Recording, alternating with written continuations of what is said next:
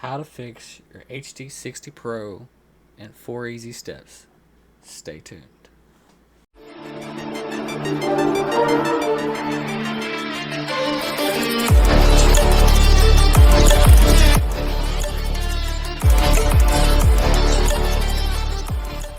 What's up? It's your boy Jay.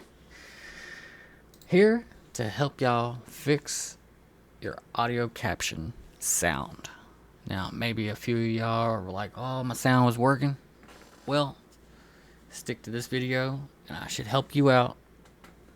It should work for the 4K, but I have the HD60 Pro caption card, and maybe this will help you. It took me forever because it happened to me, and maybe I can help y'all out. Step 1, you're going to go to uninstall the Elgato caption card. Alright, now you'll find it in your Elgato. Should be in there. You uninstall this, okay? Some reason when you do the update, it may corrupt what you already have installed. So I suggest just go ahead and install it. But we're going to go back to it. We're going to reinstall it and go through the steps. Me, I would do it, but then you wouldn't get this video, right? So go ahead, take the time, do that, and we'll get to step 2. Alright, for step 2, you're going to go to your graphics card. Now, it may be different for you, since you may not have the same graphics card as I do, but I have the GeForce. Alright, once GeForce is loaded, or your graphics card, now you're going to want to go to your drives because you want to update your graphics card. Now, once you install your caption card, you may not notice, but your graphics card has new settings. Now, it built into it because it's recognizing your caption card. Now, there are game ready drives, and then there's studio drives. Well, to get audio and video and all that to work with your caption card, you have to download all the drives for your studio. Now, it may be different for each different type of GPU, but somewhere in there it should say studio drives. Now, there are game ready drives. Now, if you download this, it's going to go ahead and override your studio drives. So don't download your game drives. You want to download studio drives. If you're going to capture, that's what you got to do to capture. Now, it may be different, like I said, for different types of GPUs, but for the GeForce experience, you have to download the studio drives.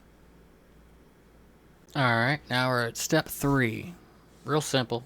We're going to go to our web browser, whatever you use, Internet Explorer, Chrome, and we're going to go to elgato.com. Okay, now we're going to scroll over to downloads, and then you're going to pick the first one on the left to download. That goes with the HD60 Pro. Okay, we're just going to reinstall this back to our computer. If you have the 4K, you scroll down a little bit and go to the 4K one. But since we're using the HD60 Pro, that's what we're going to download.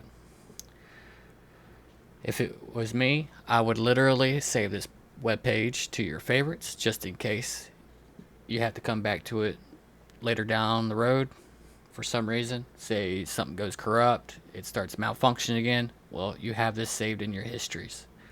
So,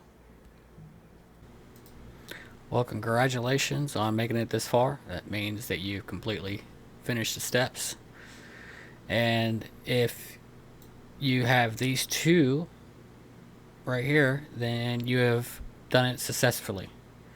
Now, you click on them, you'll get this screen. If you click on the sound caption, you'll get this screen if you've never used it before. Now, little tips here, I like using Advanced. And this way I could switch from whatever I want to hear it through. Now I have this one muted and this one muted because I don't want to hear the playback of my own voice. This one right here, I don't want to hear the echo of, say, you have a party chat. It doesn't bleed back into your headset. Now, if you're using a PlayStation or Xbox or whatever HDMI you have hooked up and you want to hear it through your computer, in your headset, say you have your headset plugged into your computer, you can literally have this unmuted, hear the game through your headset when you have your headset plugged into your computer. This button right here is basically a repeat of what you see on screen. So when you are capturing, you know that you're getting video. When you're recording, make sure this blue button right here is on if you want to get commentary of your own voice. If it's not lit, you won't capture anything.